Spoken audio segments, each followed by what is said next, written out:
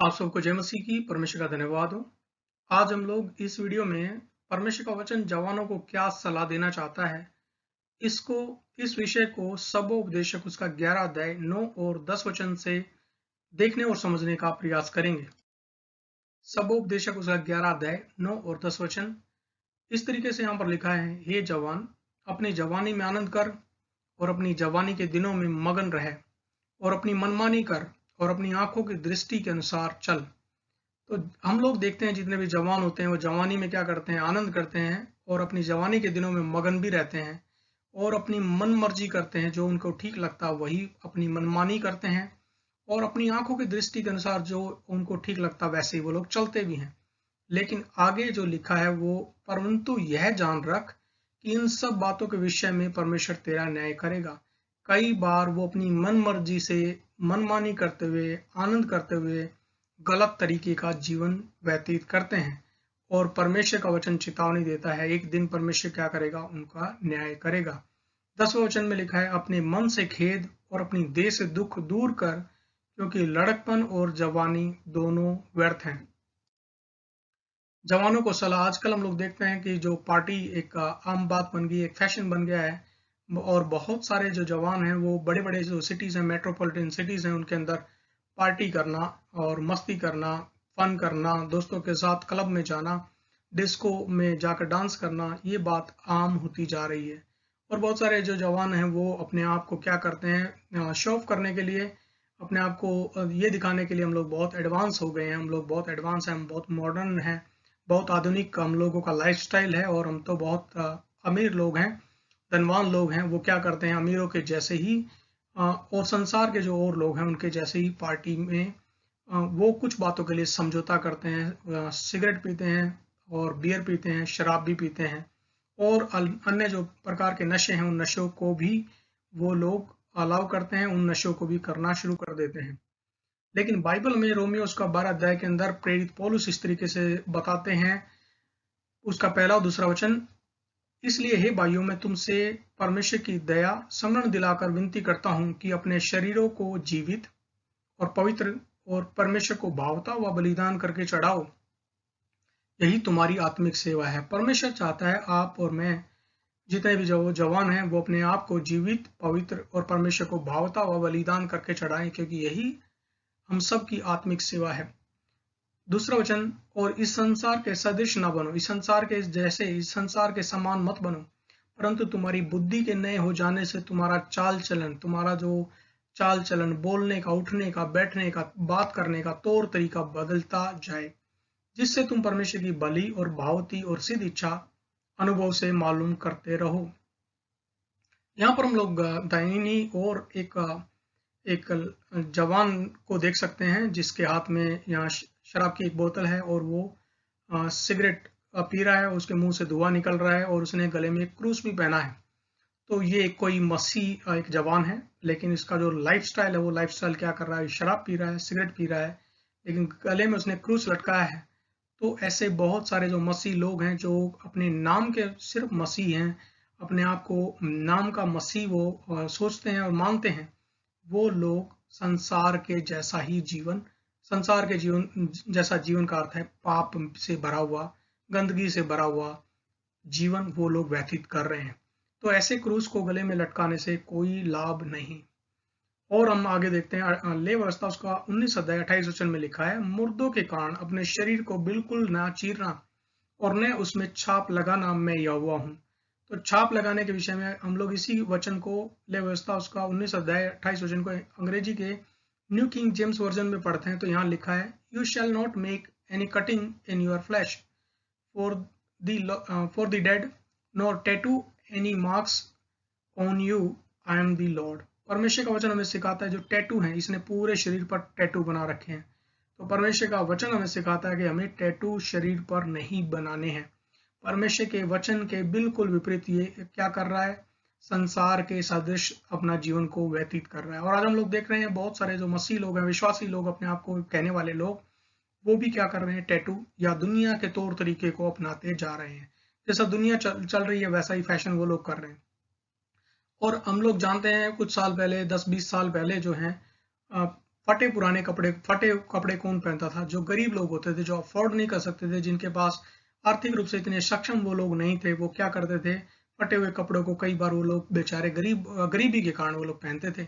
लेकिन आज हम लोग देखते हैं फैशन के कारण बहुत सारे लोग हैं जो एक से एक महंगी जो स्टोर पर जाएंगे, वो जीन्स जो हैं, जीन्स पहनते हैं, जिनकी पैंट पहनते हैं, वो फटी हुई जो है वो ज़्यादा एक्सपेंसिव है, लेकिन वो फैशन के कारण ऐसी फटे हुए कपड़े पहनते हैं और अपने आप को दिखाते हैं कि हम लोग बहुत धनवान हैं, हम लोगों का लाइफस्टाइल बहुत अलग है, हम लोग तो बहुत अलग तरह के लोग हैं, हम लोग बहुत एडवांस हैं, हम लोग जो हैं बाकी जो अमीर वर्ग के साथ अपने आप को वो कंपेयर करते हैं।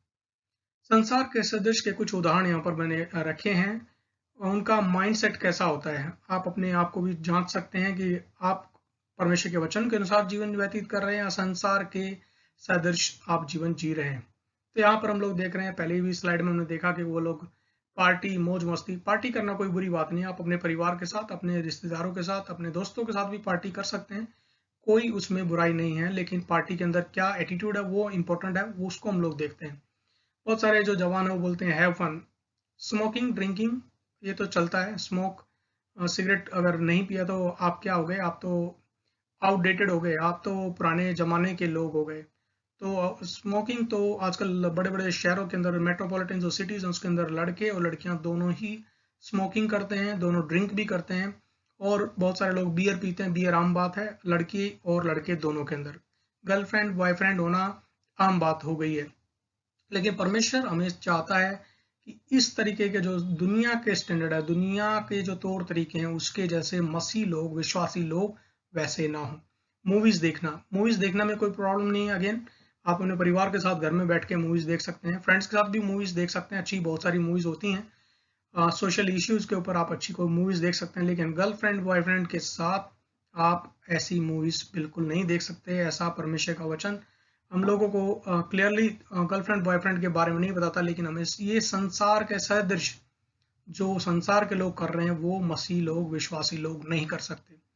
बहुत सारे लोग हैं वल्गर ड्रेस, अश्लील जो कपड़े हैं उनको पहनते हैं, हम लोग आए दिन देखते हैं दिल्ली मेट्रो के अंदर जो है वो न्यूज़ कि बहुत सारी जो लड़कियां हैं वो अश्लील कपड़े पहनकर वहाँ घूम रही हैं, और बहुत सारी अलग अलग तरीके की बातें उसके ऊपर पूरा मीडिया भरा पड़ा है, सोशल मीडिया पर बहुत सारी वीडियोस वायरल होती हैं।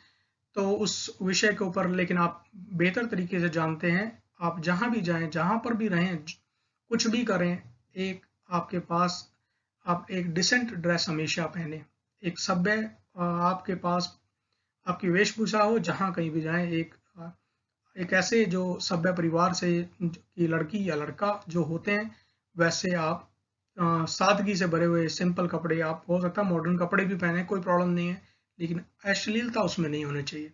बहुत सारे जवान बोलते हैं इट्स माई लाइफ, ये मेरा जीवन है, कूल चिल रिलैक्स करो।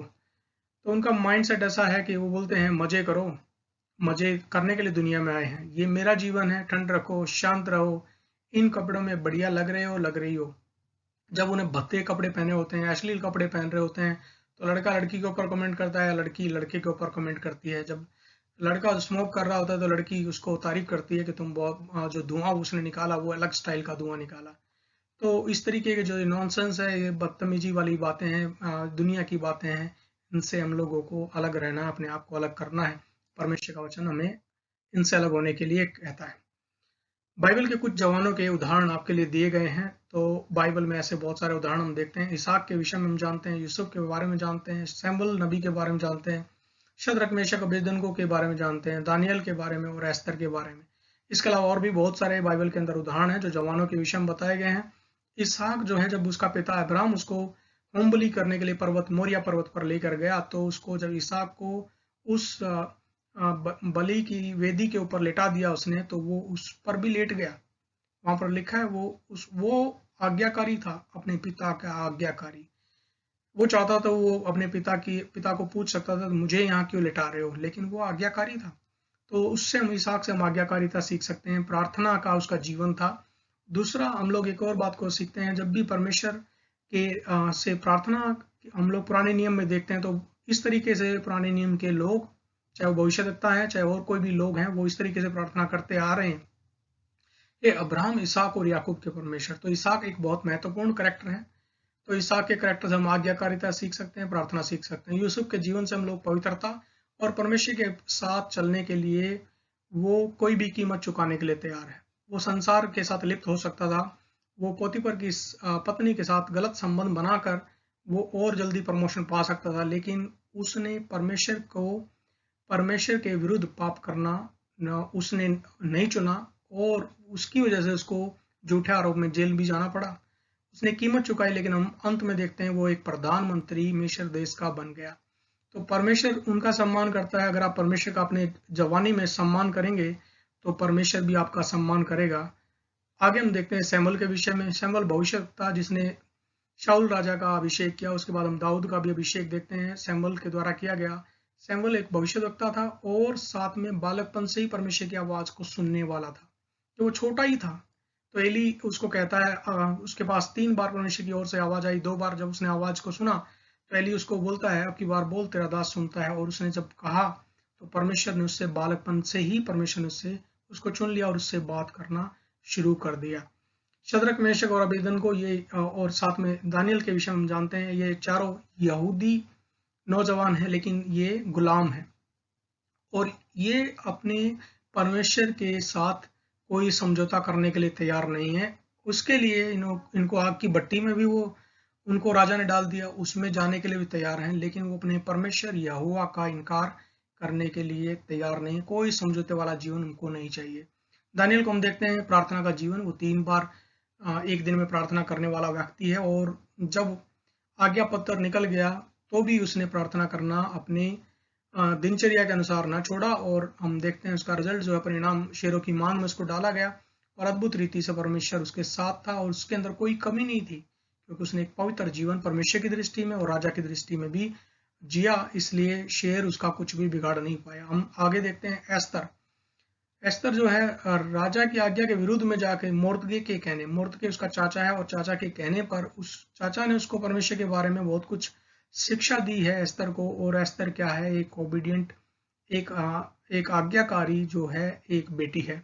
वो मुर्दके की बात कहने के बाद वो उपवास और 3 दिन का उपवास सारे मुर्दके और सारी यहूदी कौम को बोलती है, सारी यहूदी जाति को बोलती है और वो सब लोग उपवास करते हैं और वो राजा के पास जाने के लिए भी तैयार है। उसने अपनी जान को जोखिम में डाला, लेकिन वो उसके लिए भी तैयार है कि राजा के आज्ञा के विरुद्ध भी वो अपने जान को जोखिम में डालकर, लेकिन वो आज्ञाकारी रहना चाहती है और अपनी जो यहूदी जाति के लोगों को बचा लेती है। परमेश्वर का वचन हमें क्या और सिखाना चाहता है? परमेश्वर का वचन आपको, मुझे और सब लोगों को चाहता है पवित्र बनो क्योंकि मैं पवित्र हूँ। परमेश्वर चाहता है जवानों को कि जवान एक पवित्र जीवन जिए, लेकिन शैतान भी चाहता है जवानों को, क्योंकि परमेश्वर जवानों से बेहद प्यार करता है। परमेश्वर सबसे पूरी मानव जाति से इनफैक्ट प्यार करता है, लेकिन शैतान जो है जवानों को गलत शिक्षा में, गलत चीजों में फंसाकर उनको, उनके जीवन को बर्बाद करना चाहता है। क्योंकि यूहन्ना का 10 अध्याय 10 वचन में लिखा है, चोर किसी और काम से नहीं, चोरी करने, नाश करने और घात करने को आता है, और यीशु ने कहा मैं इसलिए आया कि तुम जीवन पाओ और बहुतायत का जीवन पाओ।